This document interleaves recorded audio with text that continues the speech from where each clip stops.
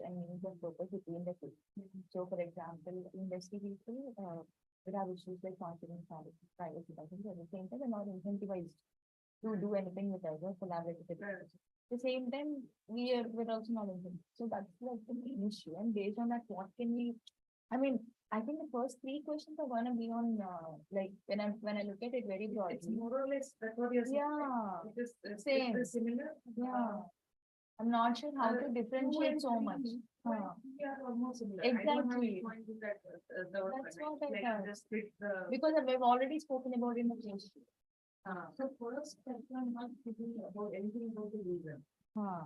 You're just saying about the reason. The next question is on reason. Why they're there? Right. Hello. So I'm Ramakant. Yes, we are next. We have first presentation which would be online. Yeah. And we go next. Oh, Please can present it. Yes. Yeah.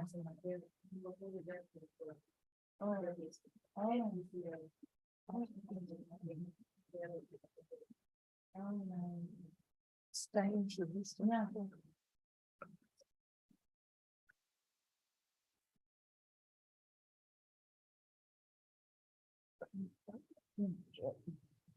So let's start. okay.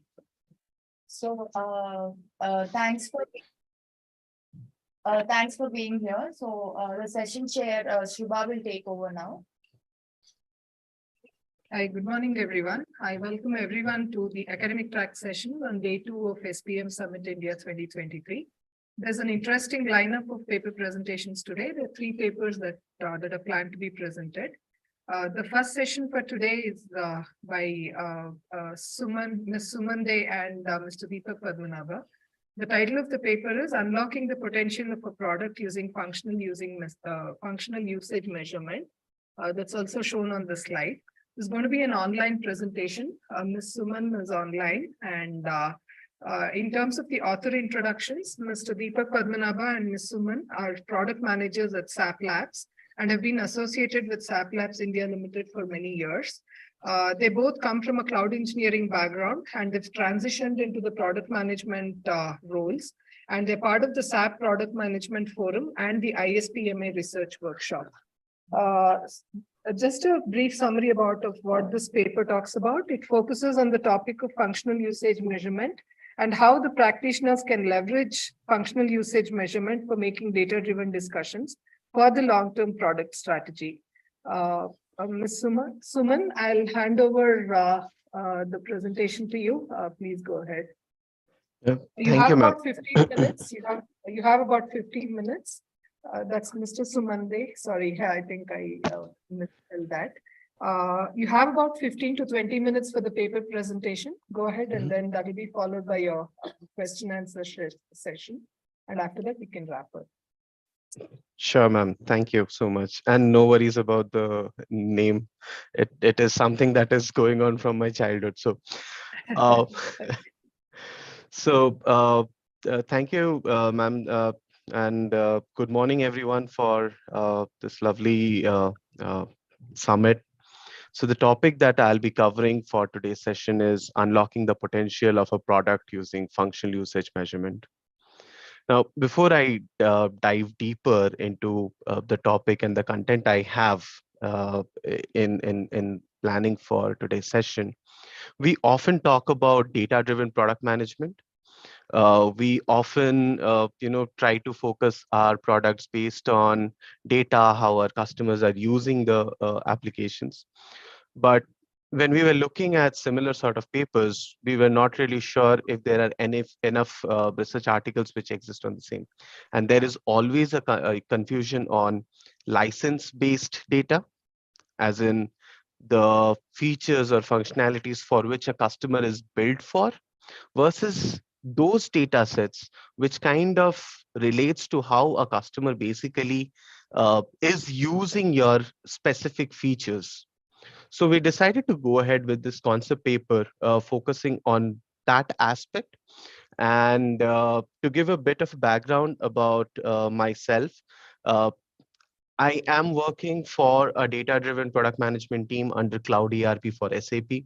Our primary job is to understand how specific products of SAP are being used by our customers and try to look at the investment areas that makes more sense from a customer's perspective. And building on top of that, just a small introduction, slider, uh, where we focus on product-led growth. And when we talk about product led, it's a business strategy that focuses on how we acquire customers, how we expand in terms of having more customers, look at adoption, have a proper adoption plan, and also look at how we can acquire, convert more of our leads that we get, as well as at the same time, how we can retain them. These are basic things which we are all aware of. But at the end of the day, how do we use data to kind of take it forward to the next step? And there's a fantastic quote by Mr. J.D. Peterson of AppDirect, who says, data-driven product management is the key to unlocking insights from customer behavior, understanding what users need, and creating experiences that will drive growth. It's a simple uh, statement, but talks a lot about how we kind of invest on specific features that kind of relate to the larger strategy of the company, as well as ensure that we are making enough, value or creating enough value from our products. So from a work plan perspective of this research paper, uh, the motivation again started with the background of both myself and Deepak, where we come from an engineering background and sometimes we are lost in terms of what is to be built, what is to be focused on. And also from those experience perspectives, we have seen that uh, we do not build the right product set sometimes. We kind of waste week after week working on a feature which probably a customer doesn't even use. May not be the case that that is the feature on which the customer is built for, but something that the customer is using or not using kind of defines how our product is, or how our product is being viewed by our customers. So we wanted to do something on top of that, and that was basically the motivation behind this paper. Something which more or less from an academic literature perspective we didn't really find on functional usage. So we have we went through various research papers to understand if there are enough materials, and how from an academics perspective we look at that.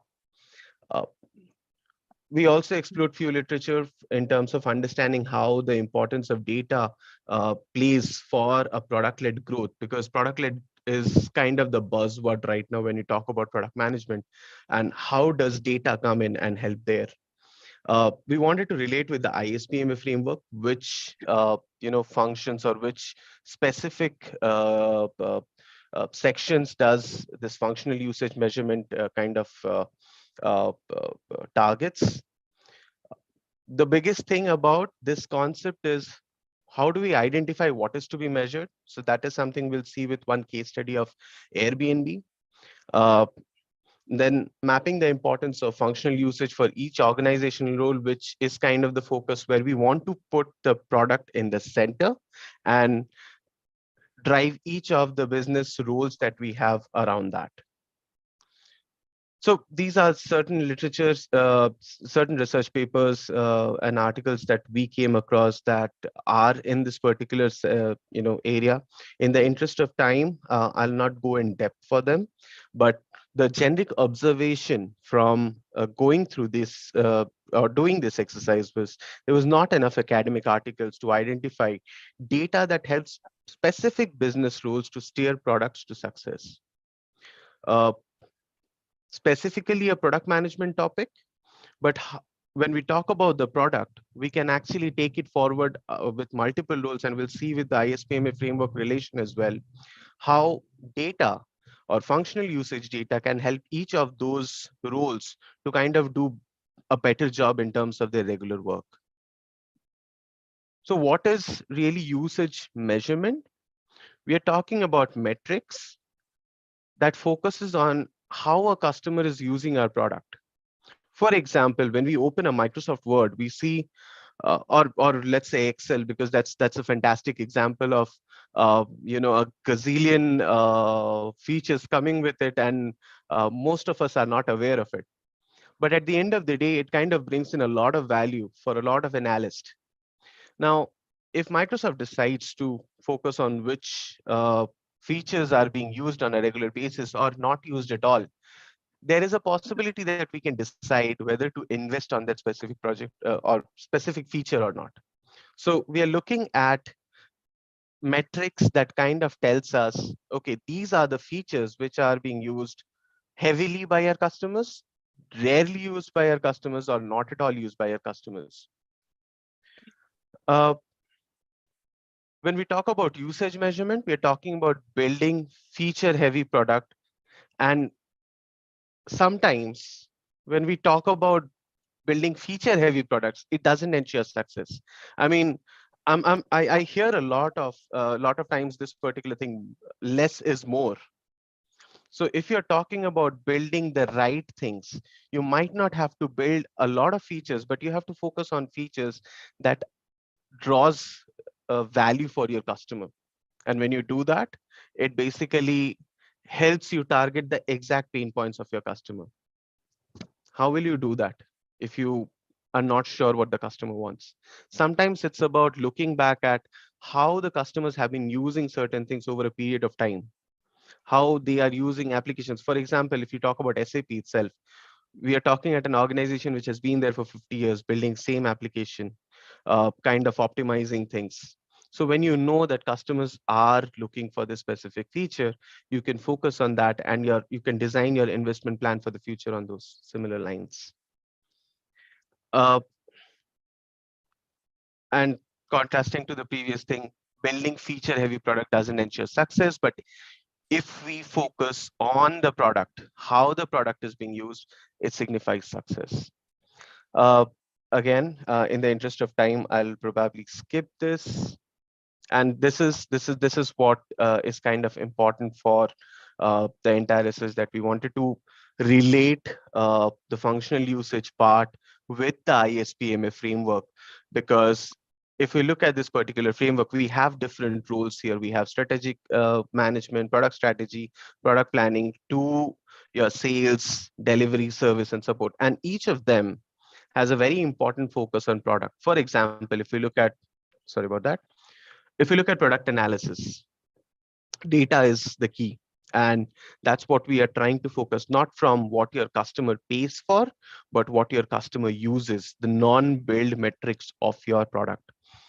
Uh, Pricing of a particular product can also look at how customers are using your features, and you can focus on the licensing or your SKUs on the basis of how specific features are being used for your particular product. Similarly, if we really want to have a proper investment plan, we want to have a proper roadmap for our product, it is important for us to also have the right set of mindset in terms of, okay, these are the features that our customers are using. So mostly around how we look at number of users, how many times an application is started, how many times a particular REST API is being called, and things like that.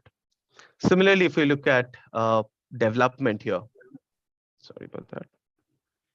Similarly, if we look at the development bit here, the user experience, if we want to come up with a new application, focus on the experience that your application provides for those features which are interesting to a customer, which generates more value.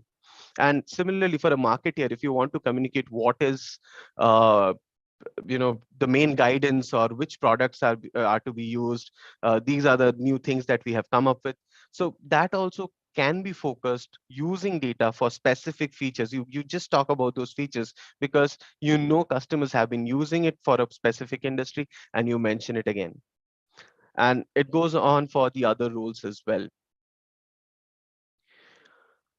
Data-driven product-led mindset is the concept that we are trying to mention in this paper, is to go about this feature specific approach, and also help each of the business role, as we saw in the previous slide on the ISPMA framework, that each business role should align around the product. The product should be at the center.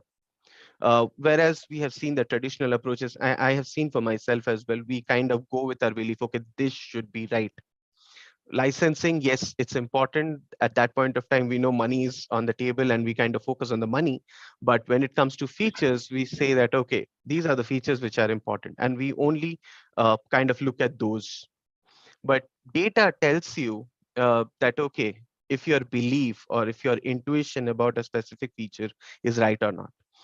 You can probably look at 10 customers, how they are using it, and then probably go and decide whether to invest on a specific uh, topic or not. Uh, and also, when you know that which features are being used consistently by a set of customers, and you know that these are the things which kind of differentiate your product, your marketing channel can also use those to kind of highlight to potential customers who can be a part of your entire customer portfolio. Focusing on engaging onboarding experience. When you are looking at designing how a customer is onboarded for your product, uh, you can even have in-app recommendations for specific features, and you can just ensure that, okay, these are the features which customer might go for, and you focus on them and provide a better experience. Similarly, self-service products, as in when we are trying to do this data driven product management, the other side of it is also about tools, in terms of how do you record such information? How do you know that your feature A, B, or C is being used more? So from a product management perspective, the engineering guideline is going towards a direction where uh, we are providing tools to help product managers to understand, okay, these are the KPIs for specific features which can record so and so custom data that can help you make better decisions. So these are self-service products. I mean, this is a larger topic. Just wanted to touch base here, but this is something else that we have mentioned in the paper as well. And at the same time, using all of this, how do we utilize the feedback that later we get from our customers and continuously improve our process?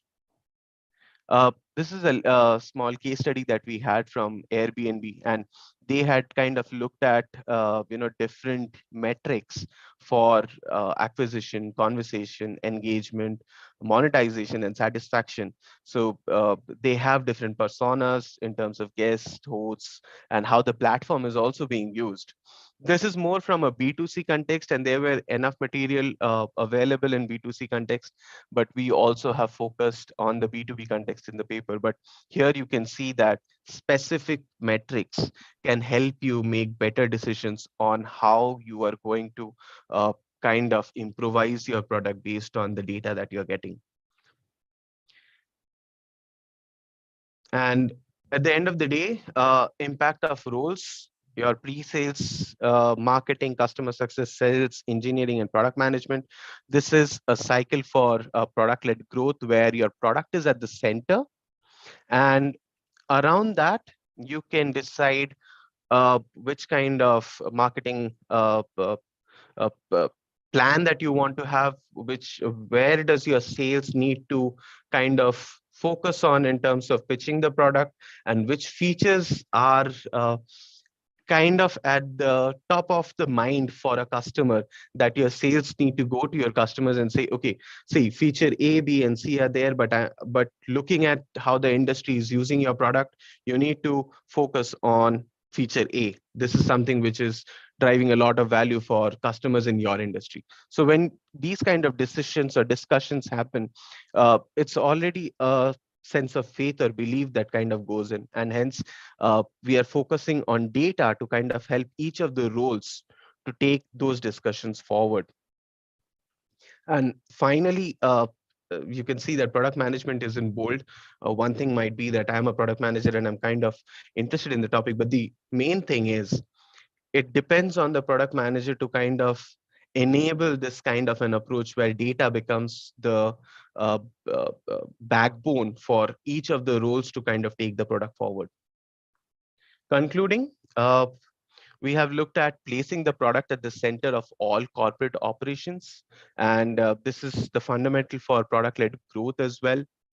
Uh, we look at the product's functionality and keep it as a focal point of discussions for all the business roles: design, marketing, engineering, so on and so forth. We want to make wise expenditures. You don't want to spend on a product which is not being used at all. Or I mean, product is fine, that's how the customers are built for. Maybe features, if your customer has 10 features, you don't want to and you know that features 8 and 9 are not being used, you don't want to really invest much on them unless they are part of a larger workflow. So you kind of look at how you can decrease the investment on those particular features. So this approach basically helps you on those lines. uh, it helps us prioritize which features we are going to focus on and determine our future investments. Uh, we also look at other business units, as mentioned earlier, and make the product the center of their discussion as well. And also, if there is an upselling opportunity for a potential customer, we use this kind of data to make it happen. Uh, at the end of the day, as I mentioned, this paper discusses the concept of functional usage measurement.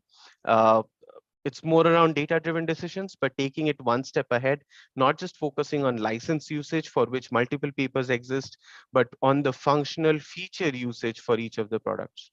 So that's all. Uh, l- uh, that's all from my end, and I'm open for questions. Okay. Thank you, Suman. Any questions from the audience? I'll go first. Mhm. So, hi, Suman. So, I am an IS professor, so information systems researcher and professor. So, my intention to use and usage of a product, reluctance to use a technology or a product. So, that's like a very important core area in IS research. Mhm. So, so we've already have several measurements like enhanced use of a product or continue intention to continue using that product for a while. So all of these measurements already do that. As to they try to measure a person's intention to use or a usage behavior of the end user with the product. So that is there. But then what is important in this discussion is that functional usage is definitely important, but I think the industry is already doing that. So with A by B testing and all that, they're trying to understand what's working and what's not. Right. Right? So if you want to come up with a measurement for functional usage, so what are the components of that measurement? So are you saying that it's contextual, meaning that it depends on the product? And we just have to look at each feature, and for each feature, we need to understand what the pain points are and make data-driven decisions, right? So if that is the summary of the discussion, I think, yeah. So, yeah, I'm not trying to understand what are the components of the functional usage that you've proposed, which can be a great measurement. Okay. So couple of things, ma'am. Thank you for the question. And yes, this is something which is there from an industry-wide practice. It does exist, but we do not have enough. I mean, or according to my search, I couldn't find enough materials. That was one more reason why we went ahead. And as for the components, for our current work that we are doing, we are trying to focus on localization details so that we can differentiate from a geographic standpoint how a particular product is being used. And that is also not a novel thing. I completely agree to that. That is something which is done by multiple products. Sorry? No, it's not about novelty. I really like what's happening, but I just want to see value in the measurement. So functional usage, I believe that it should be measured, it should be conceptualized, and it should be operationalized, which is a great idea. But then I'm not seeing the components as to how are we measuring functional usage. You mean the tools or? No. So, for example, is it so you want your end user to use a product, and then you interview him or you survey him about his usage of that product? How do you go about it? Okay. Now I got your point. So yeah, in the paper we have kind of covered that aspect as well. Uh, for example, if you look at different cloud platforms, basically, you have different services, which is looking at how you can capture data of your customers and how they're using it. We're talking about telemetry here. For example, for SAP's cloud platform, we have a certain service called metering as a service. So the moment your customer is using a specific product, we can basically check how our data is being used, sorry, how our customers are using the product. And that data kind of gets logged, not from a GDPR perspective and not from a customer data perspective, but the number of items they're creating, or let's say for a workflow from A to B. For example, if there is a business process which requires you to use feature A to B, how many customers are basically starting from A and ending at B? Or Yeah. if they, yeah. I'll just interrupt you here for a moment because I Hmm. think we've found some convergence. So Hmm. you're saying that for each product, you want to see, okay, they want to use the product from feature A to feature B, but Hmm. so what is the usage and what are the pain points? Right. So for And if they're completing and the entire workflow or not. right, so that would determine that a user is interested according Yeah. to you, and that is functional usage. Right. That is how Right. you're defining it, right? Yes, yes. And let's say there are 10 features, feature 1 to feature 10, and and you see that there is a pattern where your customers are stopping at feature 5 and not proceeding forward. You know that, or maybe, out of 100 workflows, only 10 have completed, 90 are left at feature 5. You have that intriguingness at that point of time to kind of focus on that particular feature. Why are customers not proceeding after that? Right. So Right. it's more on So those yeah, lines. Mhm. yeah, totally. So yeah, I got that point. So I think it's important for you to define what functional usage means. So from our discussion, what I gather is that if a person or an end user completes a workflow from using feature A to feature X, according Mhm. to you for a specific instrument, that means there's functional usage. You're measuring functional usage based on the use from feature A, feature B, feature C to feature X, right? Mhm. So Yeah. I think it's important for you to define that because usage and functional usage has several definitions across Right. IS area or product management or like all lot of this. Yeah. So I'm just Mhm. saying define it in a way that it's understandable and then you can take it forward. I Mhm. really like the case study that you brought up from Airbnb and said you're measuring satisfaction, you're measuring monetization. So Exactly. those Mhm. could be the components of Mhm. your functional usage is what I'm trying to drive in. The point that I Okay. want to drive in is Okay. So so more please look more into from the those measures. KPIs. Right, exactly. Uh-huh. So that is how you're trying to measure the Mhm. end user's usage of that product, Mhm. correct? So Yep. Yep. because the time the product is being used or the number of features the product of the product that are being used may not really translate into the motivation of an end user to use the product or the usage or the functional usage of that end user because they're all proxies.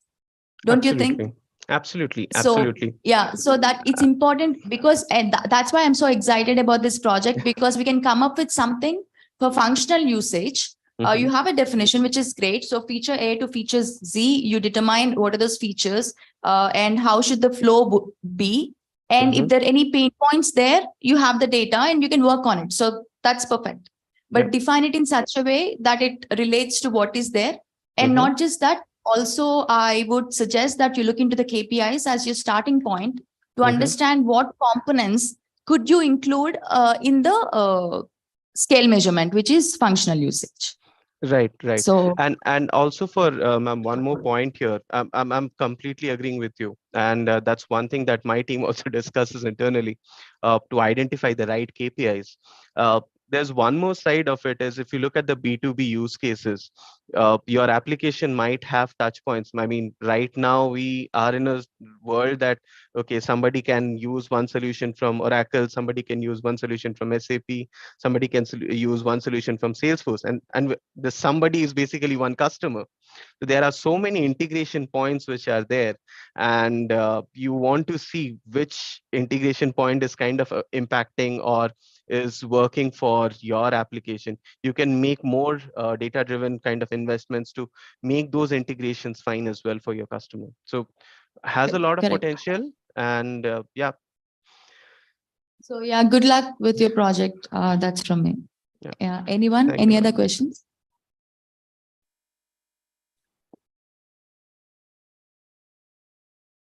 Hi, Suman. I'm Sridhar.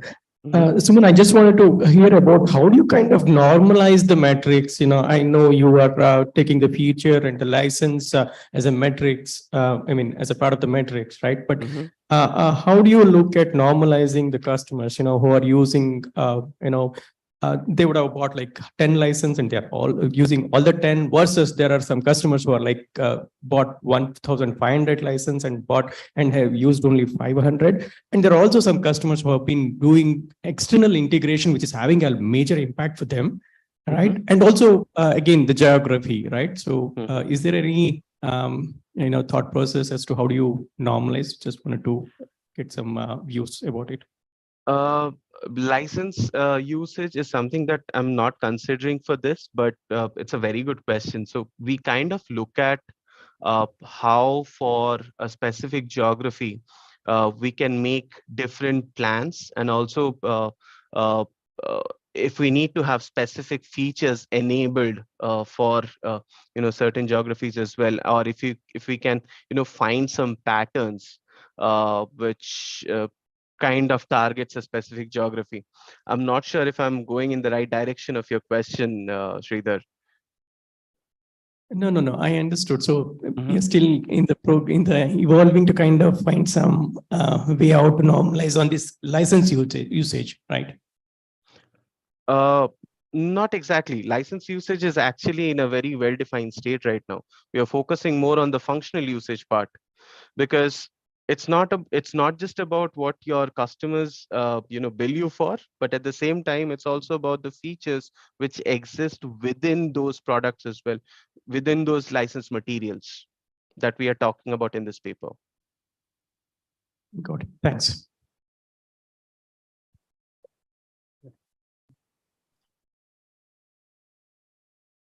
Hi, Suman, this is Tarun. Just a quick question around the other side of the spectrum. Mhm. These are functional usage measurements on features already developed and licensed, right?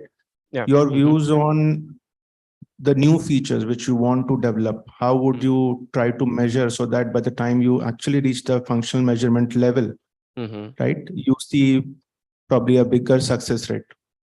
Right. And to extend your question, maybe it might be already wrong before we get enough data. Uh, Yeah. Absolutely right. So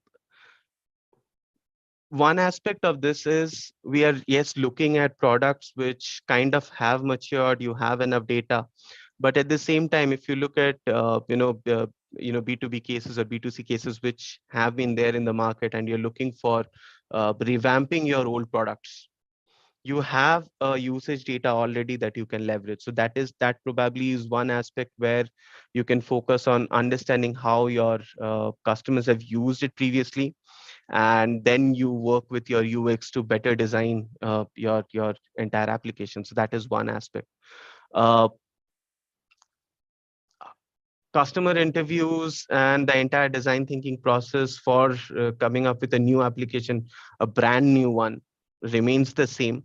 But and that is kind of out of scope for this particular research. And more or less, we are looking at products, yes, which have some footprint in the market, so that we have enough data or patterns to kind of analyze and then go about the entire investment plan. So if I may add to Suman's answer and to Tarun's question. So it's very interesting that you asked that. And I've been in the area of design science research for the last 3 years. And mostly with product management, when I look into the practitioners' notes or industry cases, I see a huge overlap between the two. Design science research and product management. You start with a business problem. You go about creating, building products, you refine it, you evaluate it, all sorts of things. So I would say the first, from the literature, I'm talking from the academic perspective. So from the literature, the first phase, so there are like four types of evaluation that you do just in the design of a product, even before you take it into the market and then see how it's working or no. So experimentation is the key. Experiment more, fail more, but then you learn more. So that is the key. But before that, in phase one, I think literature review should drive your product design. So initial product design should be focused on what's already there in the market, products which are similar to yours and which could compete with yours.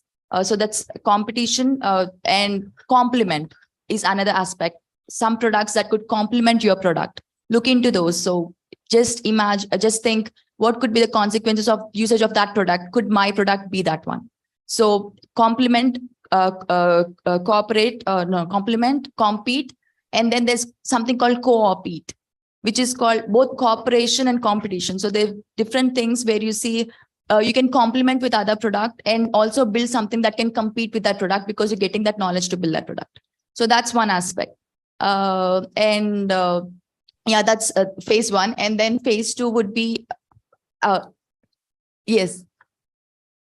Yeah, I think this is the need of the hour. And in the afternoon, we are talking about the same thing as to why there has to be a research collaboration between industry and academia. Because I come from the academic perspective and talk about theories, and you talk about practical problems which can be solvable by people like me. So yeah. So 2 points, right? You said about cooperate or co-opt or even compete. Problem is data. You said you read literature. The problem is data. In specific industries, you will not get the data specifically of competition because it's behind IPs, etc., etc. Right. So that is one. So just a moment. So data, in the sense, if you're thinking of building some competitive product, so what data do you want to understand how to build that product? See, if you look at competition itself from, let's say, a use case perspective, let's say we were talking about Clear Trip yesterday, right? So what is Clear Trip's competition? You have Make My Trip, you have Easy, etc., right? What is the USP that they are bringing? So in that industry, it is easy to see because it is customer centric. Right. In a banking world, and I'm coming from a banking world, it is very, very difficult to understand what is there because one, your clients or banking customers are bound by agreements, IPs, etc. They will not reveal. Right. Analysts who you work with, they may only hint to you. There is no concrete data. The data that you get is only presented by your competition, which is always the marketing data. So the data is a problem, first of all. In specific industries, data is a problem. Second, about co-op, there comes the issue of IP. Because then the differentiation of IP, especially in a well-regulated market, becomes a problem. Right. So those are the two practical problems. There is no yes and no answer, or there is no, I mean, it's not that there is no way out. People have done that. We have also done that. Organically, a lot of companies in the banking world and our competition have grown like that. But it is difficult to navigate those steps and the time to market becomes high then. I understand. Thanks for bringing this perspective because I was thinking, so it's visible, right? Their marketing stats, we know how much they're making, how much their product is doing in the market and things like that. But thanks for bringing this perspective as to how it could be different for other industries. So thanks for that. From the literature point of view, it's only user-centric. When I was looking at that, the product is at the center, that caught me again. So user is still at the center of your whole building and refining and evaluating process. Still, however difficult it could be, I think it's the way to go. Because even in literature, when I dig deeper and deeper into it, it again talks about how you can survey the person well, or how you can interview someone well to talk about it. In a B2C, it is easy because you know the customer. Right. I think we are running out of time. You can cover the second phase if you want to. So no, it has to do with experimentation. So that's where I was going. But thank you for the discussion. Okay, thank you, thank you. That was an interesting discussion. I'm sorry to interrupt the discussion, but I think we can take this forward outside the room. I think in terms of my comments, I think one of the things that when I read your paper, Suman, was in terms of what are the kind of adaptations that users do. It might be different from how the product is designed, but the users might be using it in a different way. So in such cases, how do you go about using the data? Do you make changes in the product or do you train the users? I think that's one point you might consider in your paper. That was one of the comments that I had. And I think the other point was in terms of the bottom-up approach and the top-down approach. So in case of top-down approach, you would look at the features which are existing in the market and in the competitive product. But in the bottoms-up approach is when you look at the functional usage and then come out with application upgrades and the product upgrades. So the functional usage can help in the bottom-up approach, while on the top-down approach, it might be difficult for the functional usage measurement to be supporting that. So how would you handle that? I think those are the two questions that I had from my side. I think you could take it offline, or probably we could discuss offline also in the interest of time. Or if you have some quick pointers, we could just close the discussion with these. Okay. So from the first point, basically, it's I mean, when we look at this kind of data, right, it's not just about understand that, okay, the specific products features are not being used. It's not about shutting it down. When you have, let's say, a product like SAP, which is huge, and I used to remember that my dad used to tell, okay, we have bought SAP and we use only 50% of it. So what happens to the other 50? Is it being used, or they are not even aware of it? So there can be multiple reasons why a product is not being used. So it's not just about, okay, your customer is not using it, so just shut it down. No, it's about also at times, mentioning, okay, maybe the customer is not even aware that this feature exists. Biggest example is, let's say, Microsoft Excel. I have used a lot of tools, but somewhere at the end of the day, come back to Excel to finish off a lot of things from an analytics standpoint. Many people are not even aware that, okay, those things can be done. So is it awareness, or people don't like to use your product, or they don't find value? So there are multiple aspects how we need to channelize this data and then go about the discussions with specific PMs. Okay, do you need to shut it down? Or maybe, okay, focus on this, maybe enable your customers and take it forward. The other question that you had, madam, I think it's a lengthy answer. If we want to take, we can, or maybe we can take it offline. Yeah, I think we could take it offline in the interest of time. Okay. Thank you, Suman. I think that was an interesting discussion with all the comments from the audience and your responses to those questions. Thank you very much. Thank you, ma'am. I think we'll move on to the next presentation now. And the second paper presentation today is on the topic of reimagination of product management by privacy by design. The authors of this paper are Narsim Prasad, also called by NNP, and Mr. Ramakant Mohapatra. NNP is part of the product management and the strategy group of Pinnacle with nearly 2 decades of experience in a spectrum of banking products and solutions. Ramakant is Director of Privacy and Data Protection at Edgeworth Systems Limited, an Infosys company. He's authored many articles on privacy by design, and he's also mentoring few Indian privacy startups under NASSCOM in privacy enhancing technology space. This paper discusses a very important topic on how organizations and product management functions in organizations must gear up to address the data privacy and the data privacy regulations that are being enacted by many countries. Over to you, Ramakant, and you get about 15 to 20 minutes for the presentation so that we can have about some time for the questions. So good morning, everyone. So today we are going to discuss something different, which all of us know, but we really don't know how to make that product. Maybe we are doing that. So the topic itself is the reimagination of product management by using the context of privacy, and that is by approach of privacy by design. So I'll just take in this. My colleague and my co-author is on call from US. So whenever he needs to pitch in, then he will message, then we'll just take it there. So thanks a lot for the summit to give this opportunity to present this paper. And now we have divided this overall session into 4. One is the context that we'll talk about data privacy and how it is impacting the global base. And second, we'll think that why there is a need of reimagination of the product management lifecycle in the context of data privacy. Why there is a need and what we need to do. The last one is we have to change the traditional 4 Ps that we understand about the product, and then we place price and promotions, how it is going to be different in the reimagined world in terms of the product, process, and policy and people. So we'll touch upon that. And we'll end with the conclusion that how you will be taking that into your product landscape. And we'll touch upon in between about some of the controls, which may be already there in the product. And either we need to reassess them and do something different, or you do from the existing product base, how to go there, and with the new services product, how to go there.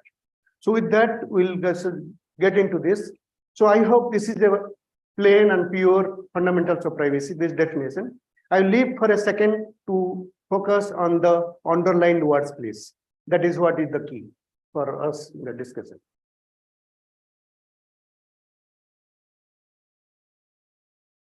So here we are trying to understand is that the individual, that is the living individual, that is the user in our case, is the center of the overall data privacy, and all his personal data, either he is giving or it being collected by anyone who is processing them or taking care of them, how it is protected and how this overall process goes up. But in between, we should not forget one point, that we are the user and we have all discretion and ability to deny to provide any data or ensure that we don't do processing. For example, in terms of whenever we are trying to download any of the applications from Play Store, we get some message of terms and conditions. And if you really deep down into that, we understand that there is something called privacy. It is written, can I take your data? Can I profile your data? Can I use your data somewhere else? But without knowing that, we just click yes, because we will not get the service if you decline that. So that is the fundamental start from our own base, own understanding. And as in the normal phase, there are many risks that are there, and privacy also has a risk. So privacy risk is, in other words, being measured or being calculated as type of harm that is caused to the individuals because of the violations. So the harm, if you look at that, it may be mental harm, or it may be physical harm, may be financial harm. So mental harm means if you have a court case, and that court case you are not convicted, but you are not also acquitted, but it is there in the court. But if that message goes around in your circle, even your companies, then you have an image. You psychologically you will be down or you will be depressed. So that is not a mental harm. And we know, all of us know about the financial harm due to bank frauds and all that. So now moving to this is a global privacy map. So the purpose of showing this particular chart is that, so we need to understand, out of 194 countries across the globe, 132 have already enacted the data privacy laws. It is in force. Unfortunately, India has a bill yet to be converted into a law. But why this message is given here? Because we are trying to develop the products which will be consumed across the globe in different territories, different cultures, and different phenomena, right? So if during this particular one, if you look at that, there are 132 applications or privacy applications, privacy regulations, which will have different varieties. But really, it is not so. Why is that? Because they follow some principles, they follow some framework. So in order to that, suppose I develop a product for India, am I going to do that scale up across the globe? Yes or no? Yes, because I want to scale myself. So when I scale myself across the globe, should I take care of the privacy regulations across those countries?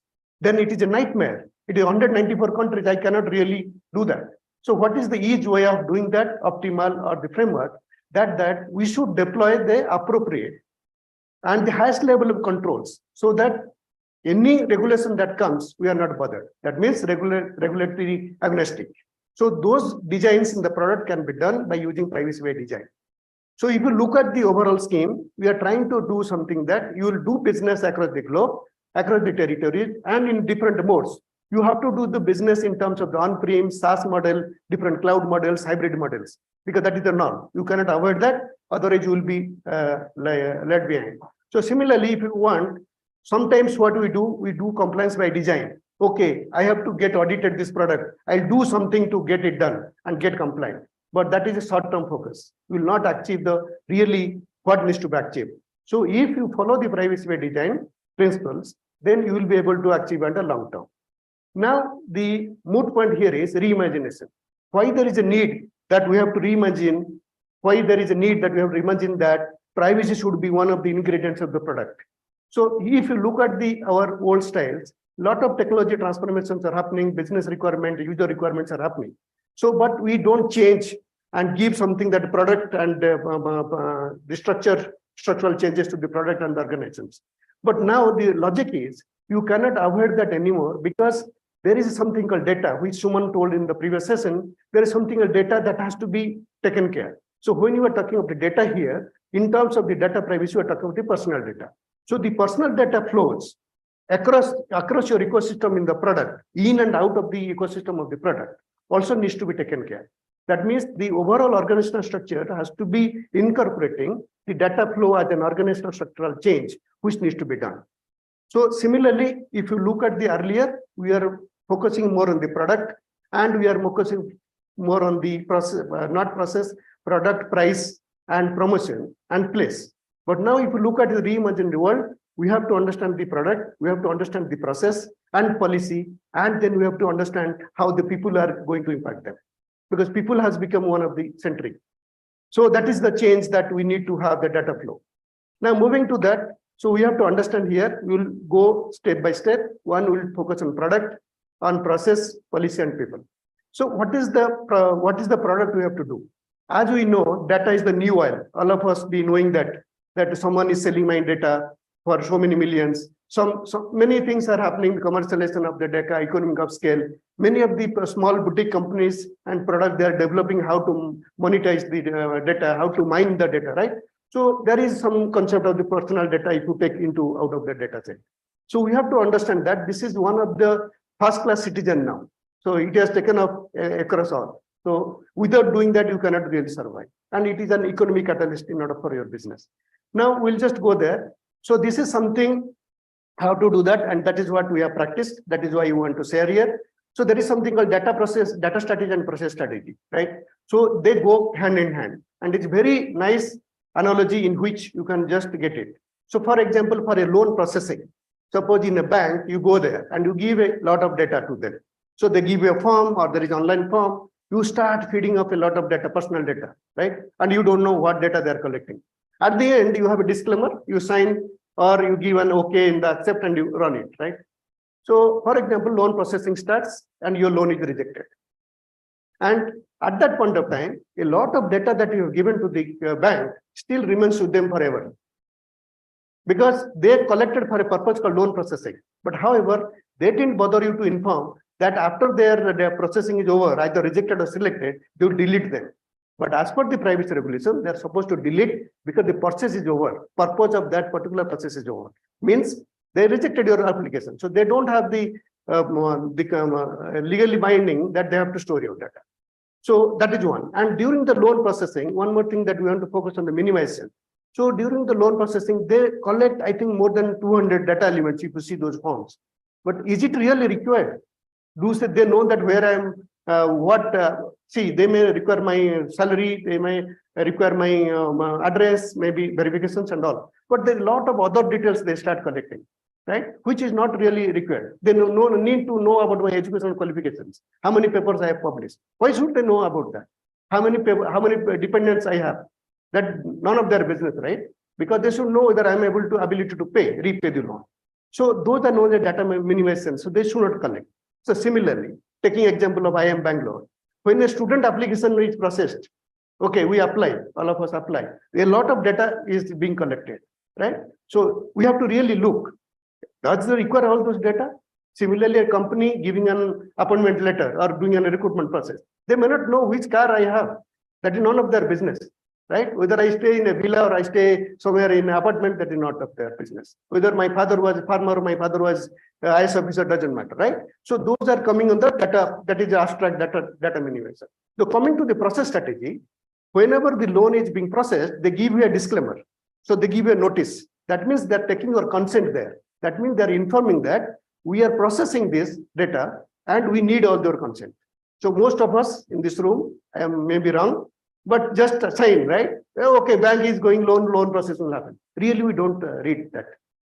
Same thing going for Airtel connections. So that is what we are trying to do. This is a beautiful concept, data strategy and process strategy. And we need not worry. There are many things maybe already in your product. You have to just synthesize that, just ensure that that is aligned. You need not redo again. So the purpose of bringing this reimagination is not to start from scratch. It is just to give a flavor that look at what you have. There is a design, there is a framework. You have to move towards that. So that is the thing. So moving to the next one. So as we know that there will be controls and audit whenever you do.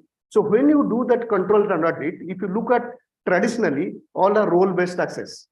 That means if bank manager can approve something, and even if the teller can approve something, right, in context of the banking. And we have audit of all the function access. But if we look at the reimagination, right, now we are going by purpose. The way we discussed about loan processing, the loan processing will have a workflow. There will be a data collector, there will be a first level approver, there will be a verifier, there will be a legal guy who will do the property checks. So if you go through all that, so each one has a purpose. So they should not interfere with others in the data flow. So that means they only has to do that particular work. So that is why they're talking of purpose-based controls. And when they are doing that, they have to be audited. Ramakant may have access to many things, but I should not misuse my access because I may be admin access. So that means the function access is not only the thing, we have to have access of the purpose also. That is the thing. Now, the second one is we have to understand about named entity, sub-entity, attribute level. For example, suppose in a bank, in a teller, he should not know what is if he is doing a function on deposits, he should not know what is their total balance. He need not know. He has to just put that, right? Why should he know? So if he knows and he writes in a paper and disclose somewhere, then you are at risk. So those are known as the attribute level. And we have to take care of everything, the data, metadata, at the schema level and all that level. We cannot leave that to.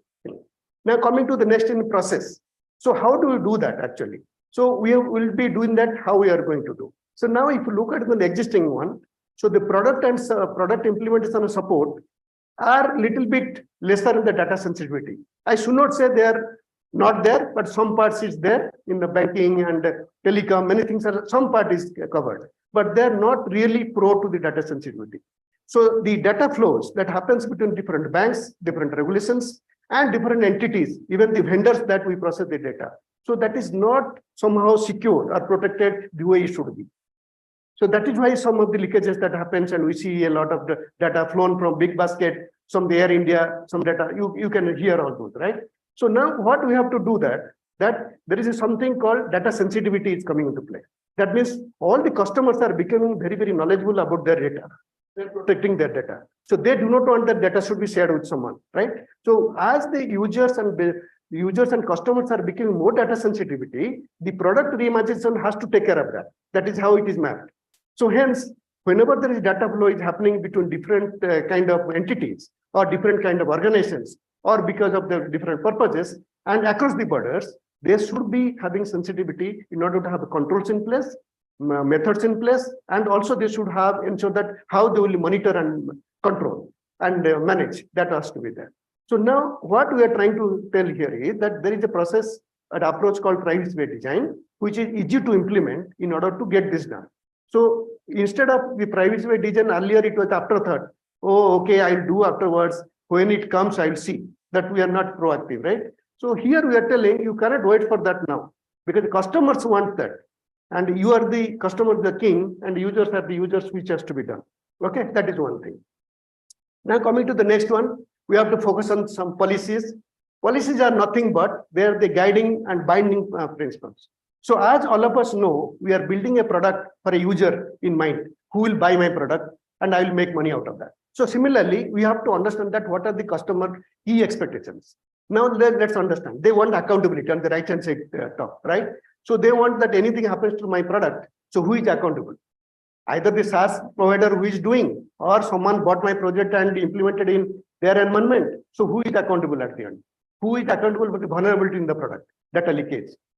no security things, right? Then you look at data breaches are unlimited liabilities. You must be saying that Ireland of Data Protection Authority that fined Facebook for 32 million, Google for this million. You are hearing all those news, right? So that means now the customers are also becoming very, very careful, telling that if I am giving any product, any processing, I want unlimited. I don't want to get killed because of penalty, my brand reputation, right? So now if you look at that, so what is happening? Then we have to have about the risk assessment we have to do. If you don't do the risk assessment, we have an issue. We don't know how much problem we have, and we have to do the mitigation somehow. And the another aspect is, if you look at now, everywhere AI, ML, quantum computing, this, that, everything is faster, chat GPT, name anything, right? So do we really know they have done good assessment that data will flow here, there, where it will be there, all open source, a lot of vulnerability. No one takes accountability, right? But still, we have to gear up, we have to do innovations, we have to move on. So because of that, the regulations are coming in that, how to regulate, how to protect the customer from that. So if you do digital policies are coming, you do AI policies are coming, and even Niti Aayog has regulated, RBI has regulated a lot of in that those things. So now, I don't want, as a customer, I don't want to take risk. So I'll everything bind through the contracts. I'll ensure that in the contract, I'm tightening everything so that my liabilities goes down. The same thing now, third-party vendors. No one is developing any product like 2 years life cycle earlier. Everyone plug and play. It is available, take and put the data and comes out, right? So that means a lot of vendors are involved. When a lot of vendors are involved, it is very, very important to understand two things. One thing, are really they accountable for their mistakes or their loopholes in the product? Are really, if anything happens, can we hold them accountable? Bring them to the court, bring them to the Ramakant, just in the interest of time, we'll wind up in 2 more minutes. We're beyond 20 minutes already. Okay. So, okay, no, it is getting. So policies, what we are trying to do here is, we are trying to ensure that we need to have a privacy organization or small scale or big scale, privacy had to be there. The second thing, the penalties are not only contracts, the regulatory penalties which will be there in privacy. And the another thing, we can use this as value-based pricing model. That means you can include in your privacy by design, you can cost in your product. Then sub-processor that we talked about, this should be taken care. Now, the last one is the people. All of us know that we have to have an organization and the talented people has to be trained. Privacy culture should be there inside the organization. You cannot do that. And nevertheless, non-functional requirements should be expanded in terms of the data privacy. Finally, the conclusion is that earlier we have to ensure that the data sensitivity, data flow and management is a key ingredient to your design process. Now, no more only function, it has to be combination of function and data. And we have to focus on product, process, policy and people instead of the traditional piece. And all this function and data may be achieved through privacy by design. So now, this is the privacy by design principle. I want to leave you with it. It is available. You can search, you will get all the authors. And so all this you can do. And there is to be one paper I presented in one of the international seminars in Singapore that is also available. So the logic is what we are trying to do. If you look at all this, the 7th point, if you see, user is the king. So never forget a user. That is what we are telling, that user privacy, bringing through the product and product management and ensuring that we have this whole skill. So just leave you with that. Thank you.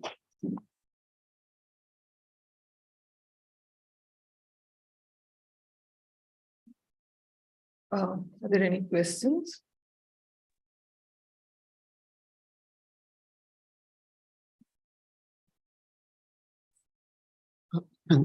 So when it comes to security, if you take a single product, you might solve all the problems of security and you might make it vulnerability free.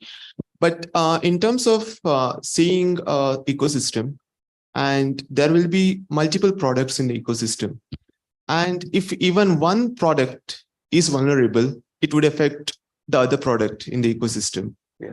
So how to tackle these kind of problems? Okay, very good question. So there are 2 points here. One is that the interfacing with the product, right? So we have to understand that it is the part of the overall, the product that we are talking about. Is it part of the overall product, one piece or one module? Or it is standalone another product where we are doing the data flow into that ecosystem in the enterprise service bus kind of thing. So based on that, the whole approach will change. So what happens if it is your product and you are trying to integrate to other products.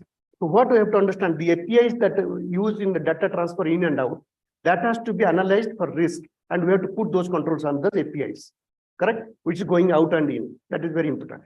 And if you are going to do in the whole ecosystem, you have a big product, and inside that you have a small product, then you have to see that all those data, that is data life cycle that is there, starting from collection and transfer and usage and operations, all those parts which are being done in the smaller one, how much it is impacting to the larger base.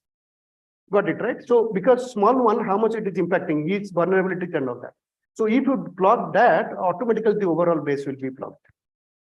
Okay, and to answer your one question, the difference I want to give between security and privacy, because very always confusion, right?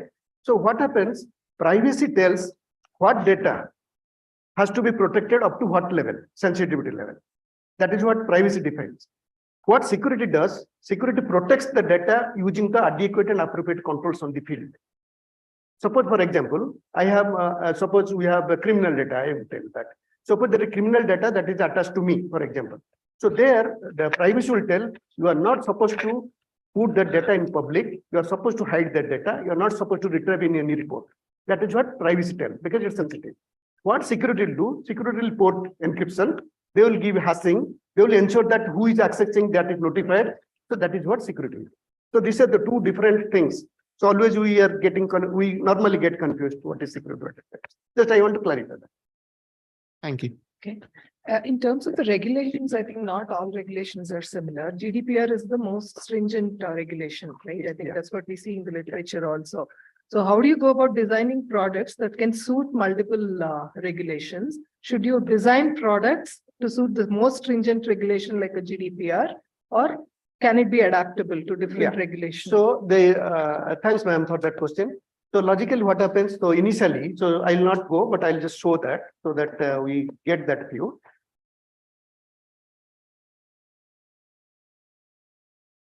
It is a beautiful question, actually. Okay, so here, what we're trying to do here, one is about multiple regulations. So what we're trying to do, that is what we cannot cater to multiple regulations. So if we take the highest level of control, but highest level of control has to be localized a little bit in some of the regulations. But if you have that framework through privacy by design, which is agnostic of any regulation. Okay, the example is suppose children's privacy. But whenever children's privacy has to be taken care, the parents has to give the consent, right? But the children age in India is 18, in Europe is 13, in US is 16. So what the children privacy whole format is there, but configuration of that based on the countries, 13, 16 and 18 can be done. So that is one. And if you do privacy by design implementations, we are not specifying any countries. What we're trying to tell, this is what built in my place. For example, suppose in some countries, the account number in India is sensitive data according to the new regulation or bill. But the account number, bank account number is not any personal data in terms of the Europe. So that means India is trying to do additional based on the cultural sensitivity here. So that means whenever we do the definitions and configuration of the personal data out of 64 or 65 across the globe, we have to add this whenever we're doing the Indian customers. So it is configurable. That is known as the localization aspect we can say. I think in the literature, there are also many privacy related frameworks, right? Privacy by design frameworks. I think one is a common framework by Markle Foundation and the OECD frameworks. I wasn't too sure how these principles kind of align with those frameworks, or are they completely different? Okay, so that so was one of the all the frameworks, they follow privacy principles. So privacy principle is nothing but collection, okay, and processing, accountability, and consent. There are seven different blocks. So all the OECD or anything that you find out, all are the previous ones. They still follow that. Suppose privacy shield in US, all that, right? We understand. So they all work within the framework, but only the variations can happen, but the variation is not much. So that is what, because that is why I told it is very easy to implement the privacy by design using privacy principles in our products, because it will not go haywire. Thanks, Ramakant. Any other questions? Okay, thank you, Ramakant. This was an interesting topic. Thanks for your time. Okay. We now move on to the third and the final presentation in the academic track. The paper is titled Parental Knowledge, Attitude and Practice Towards Their Children's Oral Hygiene in the Age Group of 2 to 12 years in Faridabad. The authors of the paper are Dr. Lipsa Agarwal, Ms. Lohani Himakshi, Jyoti and Taneja Pratibha. Lipsa, are you online? Are you available on the webinar? Yes, ma'am. Okay. Maybe you can start presenting your slide, the title one, so that the audience can see what the title is about. Okay, ma'am. Sure. Okay. In terms of the author introduction, Dr. Lipsa Agarwal is a dental surgeon. She's completed her BDS from Sudha Rustogi College of Dental Science and Research, Faridabad. She's an outreach program coordinator at Hansa Foundation and has experience in promoting rural oral general health awareness and the tobacco cessation programs. This particular paper, it talks about how to improve dental awareness in children using technology.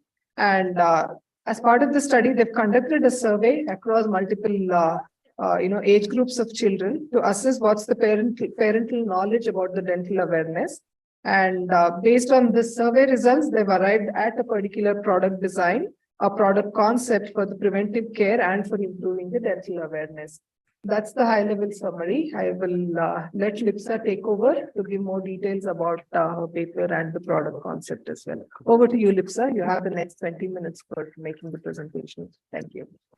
Thank you so much, ma'am, for such a great introduction. So I will continue with my presentation. I'm Dr. Lipsa Agarwal, and I have Dr. Jyoti also with me, and we both will be going forward with the presentation.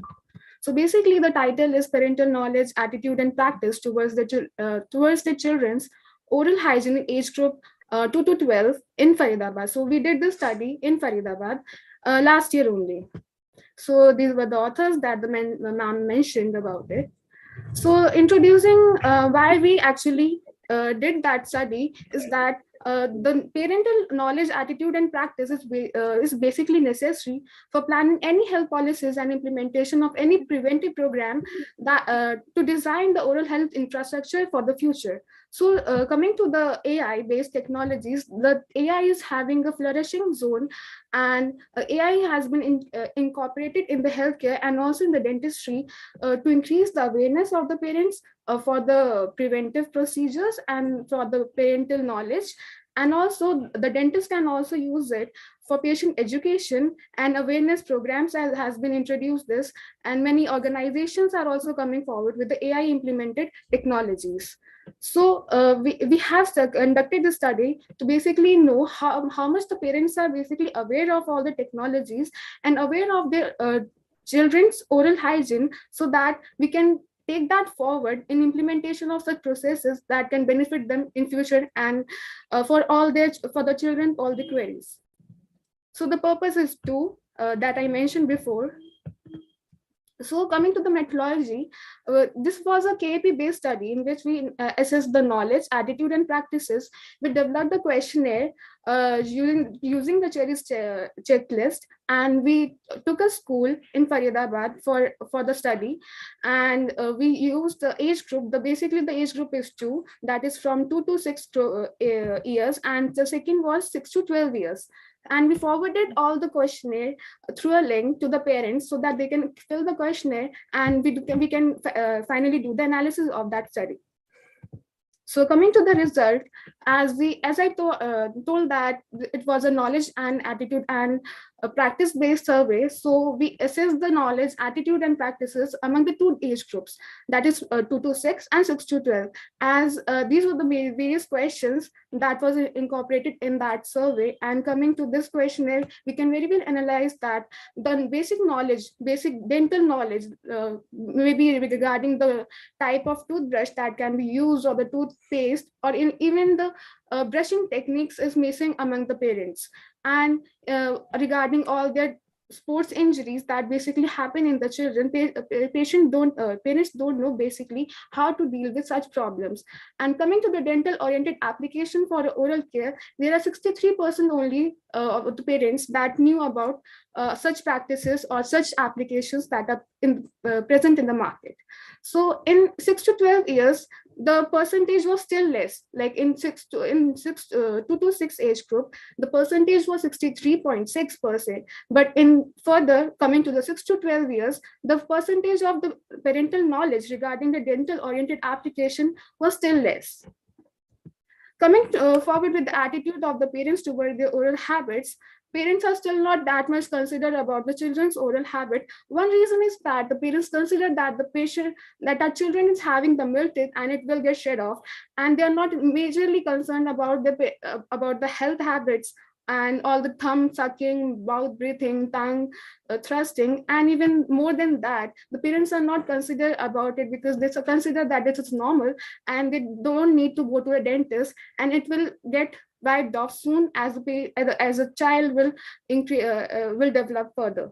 So this is the basic the knowledge we wanted to, and the attitude that they were having for the children's oral habits. And coming to the attitude, this was a question that was there in the questionnaire. Requirement of oral health oriented application, there were 63 of the parents, 63% of the parents in the age group of 2 to 6, and 59.8% of parents in 6 to 12 age group that require such application, so that they can assess and they can use as a first aid tool, and to increase the awareness to how to deal with the patient, their children's oral habits and other conditions like the dental trauma. And even if they should know that when to visit the dentist or when not to visit the dentist. So coming to the practices, generally when we talk about parents, they first see to the Google. We generally see to the Google and search about our problems and do our hospitality against us. So then when our first aid doesn't work, then we are going to the dentist, and the time passes, and then the treatment cost is also high, and it is painful, and the results are not so good. So basically 50.9% of the parents were there who used to search on the Google on the internet for all the issues related to the children's oral hygiene. So this is the comparison between the two age group. And this was a discussion. Basically, we compare our result with other studies, because our study was done in Faridabad only to develop an app, we wanted some basic generalized overview. So we went through all the studies that were conducted in other parts of India and also in other countries like in Saudi Arabia and in Pakistan also. And we generalized the study that we need that application, so that that application can be used in increasing the awareness and it can be used as a first aid tool, so that the patient must know when to visit and when to not visit, and what is normal and what is not normal in all the conditions. So coming forward with the problem statement, now I will hand over the mic to Dr. Jyoti, and she will take forward with the problem statement and what our app is all about. Thank you. Good afternoon, everyone. My name is Dr. Jyoti. Now I'm represent here. Now this is a problem statement. Now first picture is this in this a boy which is a yellow teeth, and they feel very embarrassing because the friend tease a lot. And now other picture scenario is that they will ask the Googles which is regarding the what's the problem in your teeth, why they yellow, and they fear their mama going to the for dentist. And the third picture one is that they will brush, so now it's teeth more time and the teeth will definitely whitish, but they do not know how is a yellow teeth and why his color it should be changed. Now the tooth color is still not improved and they lost some tooth structures, so the dentist is required. And the other one, now the permanent teeth will come, and this overcrowding the spaces and the new space has not come. Now the first picture is a boy which is a fell down in the playing in the park, and the tooth has come out. They do not know what to do, and the mama, they fear they will scold me and take me to the dentist, so they will ask the Google regarding it. Now it's a milk teeth and will be replaced by new one. It's a tooth fairy story, like it will take this tooth and return with a new one. Now the spaces are overcrowded and the new space have not come, and they undergo the ortho treatments and with these wires, and they after losing the 2 teeth and undergoing the treatments with wires, finally looks okay. And another scenario is they leave it's a milk teeth and it will be replaced by the permanent teeth, and the kids milk teeth have come to so early, so yeah, it's a child is a super kid. They feel like a teeth is replaced by the permanent teeth. It's according to the age, and the retain the deciduous teeth in your mouth. They feel it's not replaced by the permanent teeth, and it's early is replaced. It's like a child is a super kid. The next is the root causes of all these problems. First is the ignorance, lack of knowledge, lack of professional guidance and awareness, fear to visit a dentist, social environment and beliefs, lack of education also. And what's the solution? Dental help for a children through AI.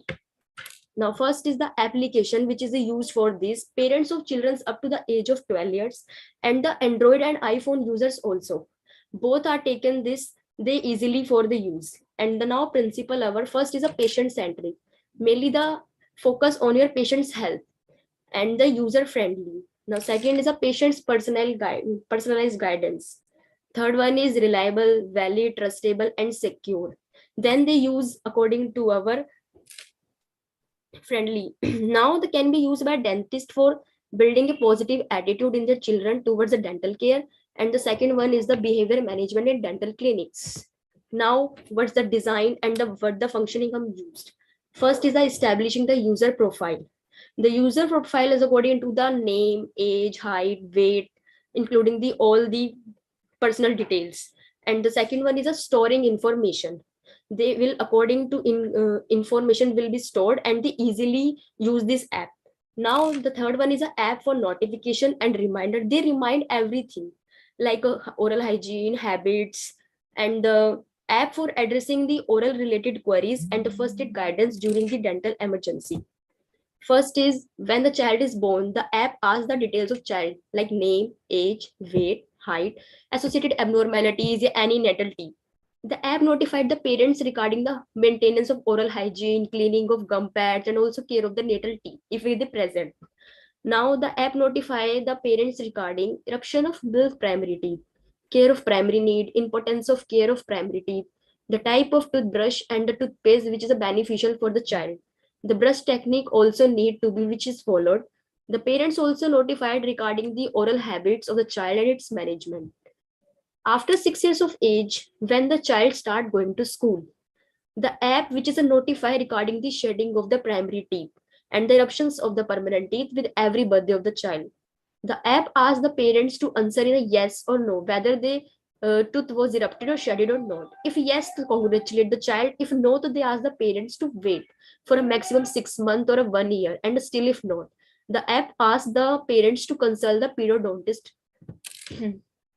Now the app which is notify also the parents about the amount and which is amount type of toothpaste, toothbrush which is required to the brush the teeth.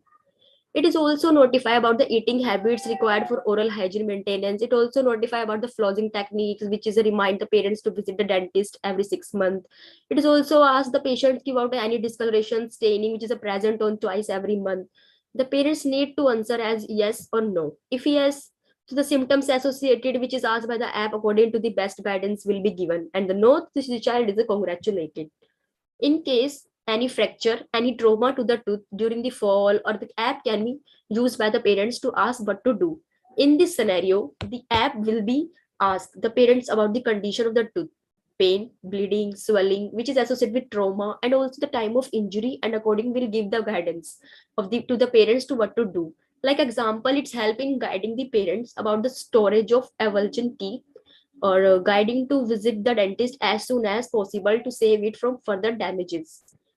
Now, when the child attains the stage of permanent dentition, the app congratulates the child. The child is notified regarding the oral hygiene maintenance, importance of smile, and aesthetics. Proper brushing technique is also notified to the patient and can ask of any other oral health queries from their app. Now, business strategy. I'm hand over the Dr. Lipsa Agarwal, which is explained now business strategy. Thank you, Dr. Jyoti. Now I will go forward with the business strategy. So our business strategy is that we will be avoiding the in-app advertisement, and our focus will be more on memory management, patient-centric design, network management, error controlling, handling, software life cycle. So we have a robust cybersecurity system, and we have a public key management system. So IT involvement basically will be AI-driven software development tool. The language used will be Python. The storage will be through the EMR record system and DigitalOcean.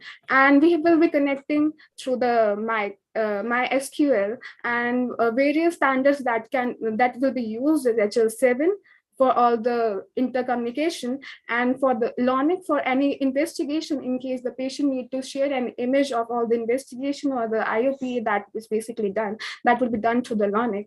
And all the diseases that will be stored in the EMR will be through the ICD coding, that will be ICD-10. So coming to the security, that is basically plays a crucial role in any data management system. We will be having the standards, and initially we will be following the Indian standards, and coming to the Desha policy that is basically arising in 2019, it will be all related to the Desha policy. And if we go forward with the UK and US clients, we'll be following the GDPR and the HIPAA Act. So our app will be so much flexible that we can incorporate any policy so that it can be used worldwide. So it will be transparent to the patient, and everything that will be shared to anything that is shared and stored will be getting the consent from the patient. So coming to the end-to-end security, we'll be having the modern encryption methods. And in the sandbox environment, we'll be storing the app in a security in the sandbox environment through mobile app data encryption using the SQLite database encryption modules. So coming to the modern authentication, we're asking the patient to have a strong alphanumeric password and asking the users to change the password periodically. And moreover, as every iPhone and every Android have a biometric authentication that can be used for further authentication and further privacy. So we can also use API authentication for backend server protection. The app will be reliable and risk will be minimized through a regular assessment of all the tools that we will be using. There will be risk management system in case any risk take place. There will be proper management system that will be taken place so that the data is secured at every step by the system and by the people managing everything. So we use the minimized data. Basically, we'll be using the minimum data so that can be used to derive the final conclusion and diagnosis. And when the AI will take the decision, we will be handing over to the call to the doctors, to the dentist, so that further discussion can be taken place by the dentist and further diagnosis can be taken. So that AI won't be replacing a dentist, but AI can help a dentist to come to a final conclusion and come to a treatment planning that is best suitable for the patient care. Others are basically prevent tampering and reverse engineering threats, SSL or VPN tunnel, and cryptographic algorithm like MD5 and SHAI. So coming to the conclusion is that almost 50-60% are well versed with the basic oral hygiene practices, but lack knowledge regarding oral habits, dental trauma, and its management. Despite of instant promotion of dental services application, parents lack knowledge about such application to manage their children's oral hygiene and emergencies. The parents feel the requirement of dental application to manage their dental queries and are aware of dental issues for their children. Parents have a positive attitude towards managing their children's oral hygiene and consider the importance of perfect smile in the children's professional and personal life.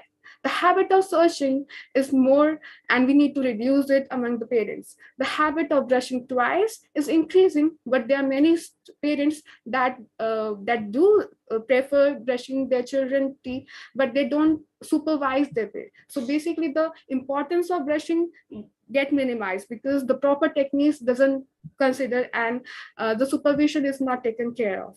The study has been conducted in a small size that I mentioned before only. So that's why we compared our studies with other studies so that a generalized idea can be derived for the study and for the app formation. So these were the references in which we compared our study with other studies. So thank you so much. Thank you. Thank you, Dr. Lipsa and Dr. Jyoti for the presentation. I think one question that I had was, why have you, why did you separate into two groups, one of 2 to 6 years and the other one of 6 to 12 years? And what was the criteria for differentiating these two groups? Thank you for the question. Basically, we divided the group into two groups because the oral conditions for both the groups are different. In initial 2 to 6 groups, we have a mixed dentition in which there is a shedding of the primary teeth, and on the other hand, there is an eruption of permanent dentition.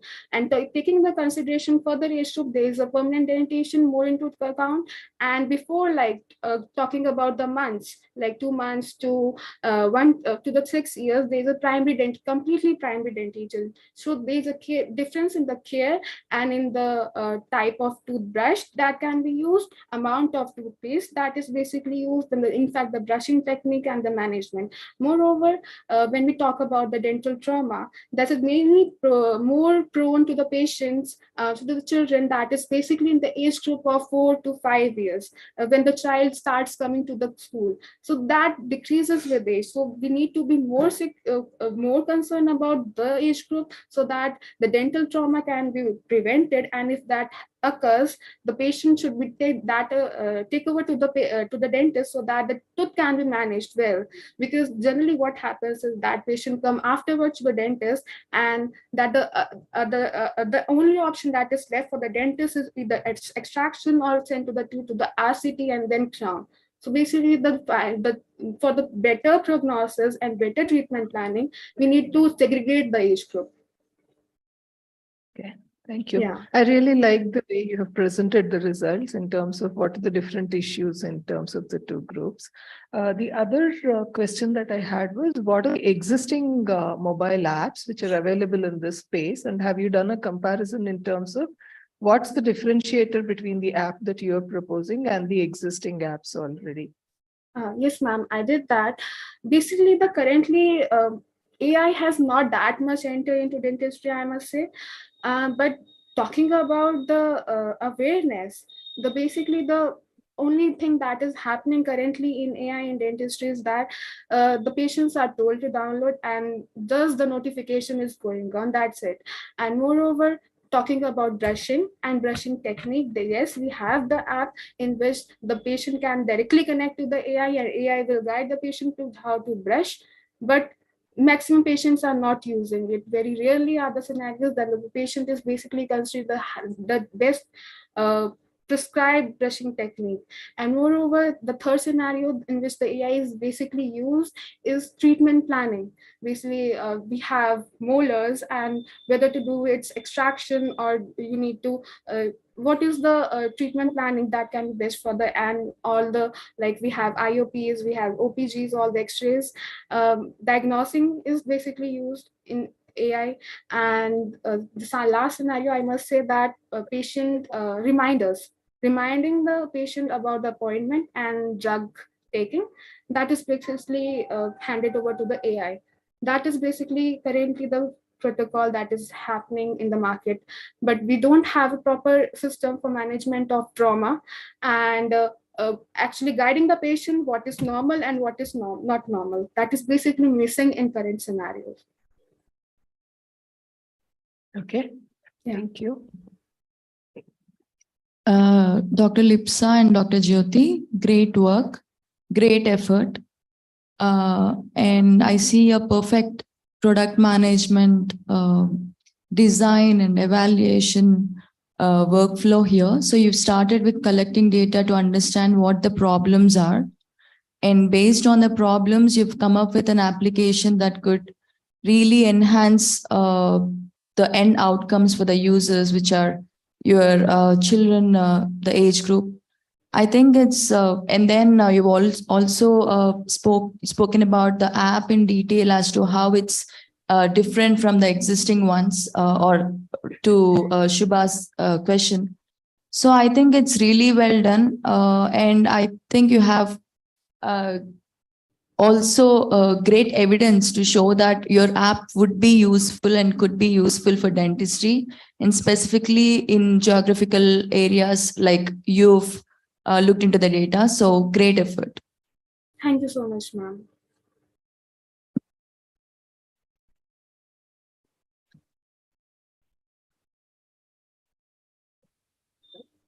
Okay, thank you. Thank you, Dr. Lipsa, and thank you, Dr. Jyoti. I think that's the end of today's sessions for the academic track. Thanks everyone for attending these sessions and sharing your comments and for the questions. I think we'll break for lunch now, and the next set of sessions start from 1:30. That will be the plenary sessions in the auditorium. Thank you.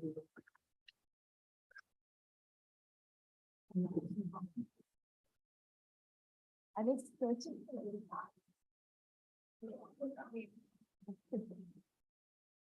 So thank you for your time. Thank you for spending your valuable time and doing this for the academic track and ISP. Thank you for that.